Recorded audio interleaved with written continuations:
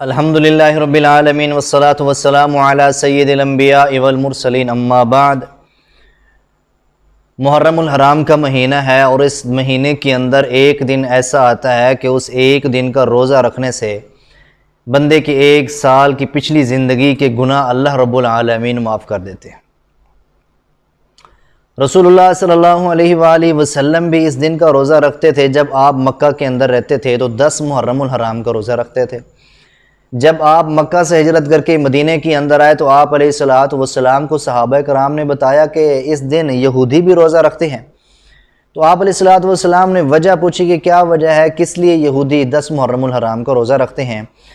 तो उन्होंने जवाब दिया कि रसूलुल्लाह सल्लल्लाहु अलैहि वसल्लम को जवाब दिया कि अल्लाह के नबी अलैहिस्सलातु वस्सलाम 10 मुहर्रमुल हराम को अल्लाह ताला ने बनी इसराइल को निजात दी थी, तो इस दिन मूसा अलैहिस्सलातु वस्सलाम ने रोज़ा रखा था।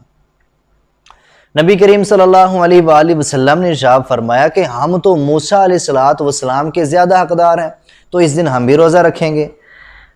तो 10 मुहर्रमुल हराम का नबी अलैहिस्सलातु वस्सलाम ने रोज़ा रखना शुरू किया। उसके बाद फिर एक सहाबी ने बात की, अल्लाह के नबी अलैहिस्सलातु वस्सलाम चूँकि इस दिन यहूदी रोज़ा रखते हैं तो हम उनकी मुखालफत क्यों ना करें। तो नबी करीम सल्लल्लाहु अलैहि वसल्लम ने फरमाया कि आइंदा साल, अगला साल जब आएगा तो हम इंशाअल्लाह 9 मुहर्रमुल हराम का रोज़ा रखेंगे। किस लिए? यहूदियों की मुखालफत करने के लिए, क्योंकि यहूदी 10 का रोज़ा रखते हैं और हम अगले साल उनकी मुखालफत करने के लिए 9 मुहर्रमुल हराम का रोज़ा रखेंगे।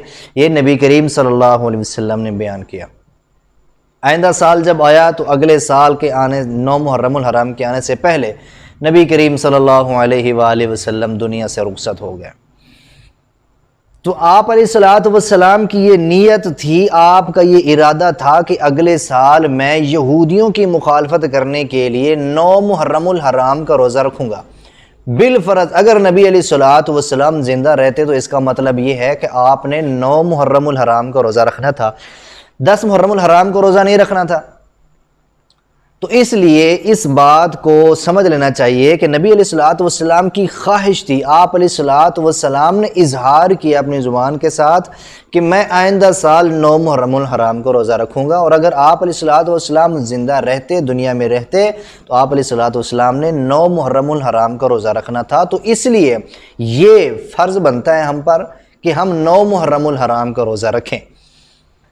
दूसरी बात ये, कुछ लोग कहते हैं, कुछ साथी कहते हैं कि 10 मुहर्रमुल हराम का रखना चाहिए कि नहीं रखना चाहिए, क्योंकि एक रोज़े के साथ दूसरा रोज़ा भी मिलाना सुन्नत है।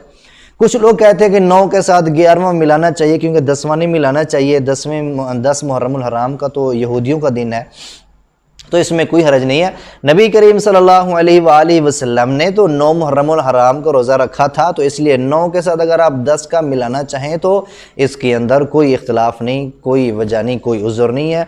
अगर 10 मुहर्रमुल हराम का रोज़ा मिलाना चाहें तो इसके अंदर कोई हरज नहीं, आप रोज़ा मिला सकते हैं।